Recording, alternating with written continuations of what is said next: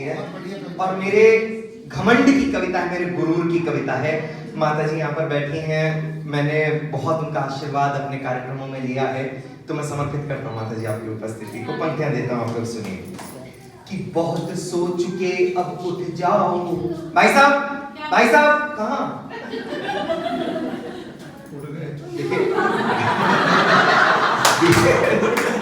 बीच में से कोई ना उठे। हम लोगों के यहाँ तो ऐसे कोई उठ जाता तो 13 दिन का शो हो जाता। मैं पंक्ति पढ़ता हूँ थोड़ा सा।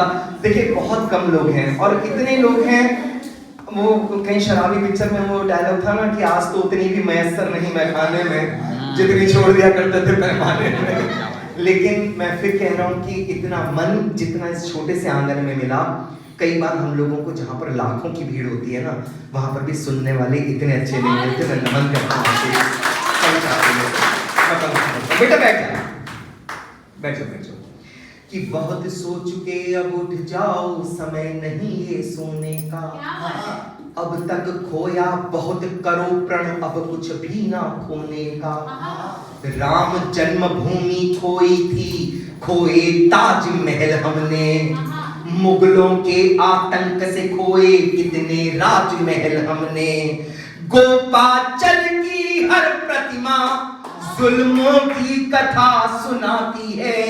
कि गोपाचल की हर प्रतिमा जुल्मों की कथा सुनाती है। किसने कैसे लूटा हमको चीख चीख दर्शाती है। किसने कैसे लूटा हमको चीख चीख दर्शाती है। पृथ्वीराज ने गौरी को 16 युद्धों में जीता था। ये फोन इसका भी है, थोड़ी देर के लिए केवल साइलेंट कर लें, मैं पंक्ति पढ़ता हूँ, सुनना। कि पृथ्वीराज ने गौरी को 16 युद्धों में जीता था। मेरे पिताजी अतिरिक्त देशभक्त नेकर वाले, तो मेरे से बोले कि सौरभ एक सीरियल शुरू हुआ है वो जरूर देखना। मैंने कहा कौन सा? बोले पृथ्वीराज चौहान। सर पहले एपिसोड से लास्ट एपिसोड तक देखा, वो पृथ्वीराज चौहान संयोगिता के दुपट्टे से ही बाहर नहीं निकले। मुझे ये नहीं समझ में आया कि लोग हमें क्या दिखाना चाहते हैं, क्या बताना चाहते हैं। क्या वाकई हमारा इतिहास ऐसा था जैसा ये फिल्मों के माध्यम से हम तक पहुंचाते हैं? अगर आप लोगों को लगे कि आपकी सोसाइटी के इस कार्यक्रम से ये विरोध की आवाज उठनी चाहिए थी, तब आप लोगों के तालियों के हस्ताक्षर मांगता हूं, पंक्तियां पढ़ता हूं, सुनना। पृथ्वीराज ने गौरी को 16 युद्धों में जीता था। अनवरत लड़े 40 युद्ध, वो बाजीराव तो जीता था। उस बाजीराव को मस्तानी के इश्क में मरता दिखा दिया। पृथ्वीराज के शौर्य को प्रेम का पानी भरता दिखा दिया। वो महाराणा जिनके बारे में दिखा सके वो थोड़ा था। एक 40-50 किलोग्राम का आदमी खड़ा किया, बोले ये महाराणा प्रताप है, इन्हें महाराणा प्रताप मान लो। अगर नहीं पता था महाराणा प्रताप कौन है, तो आज भी एक बार उदयपुर चले जाओ, उनके महल में उनके वसन, उनका भाला रखा हुआ है जो हमारी पुश्ते हिला नहीं सकती। साहब आप कहते हो मान ले, संभव नहीं है। मैं पंक्ति पढ़ता हूं और लगे कि सौरभ ने अपना ऋण चुका दिया, तो जितने लोग बैठे हैं उनका आशीर्वाद मांगता हूं। मैं पंक्तियां पढ़ता हूं, आप लोगों तक बात पहुंच जाए। कि पृथ्वीराज के शौर्य को प्रेम का पानी भरता दिखा दिया। वो महाराणा जिनके बारे में दिखा सके वो थोड़ा था।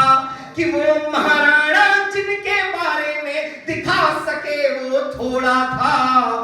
जिस भाव को छू पाए उससे कहीं ज्यादा उनका घोड़ा था।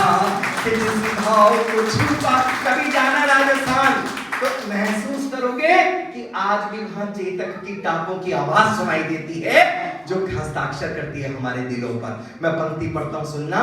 कि हमको बदलाया जाता है अकबर महान इतिहासों में। द ग्रेट अकबर, अकबर महान, सबने पढ़ा होगा ना पाठ्यक्रमों में।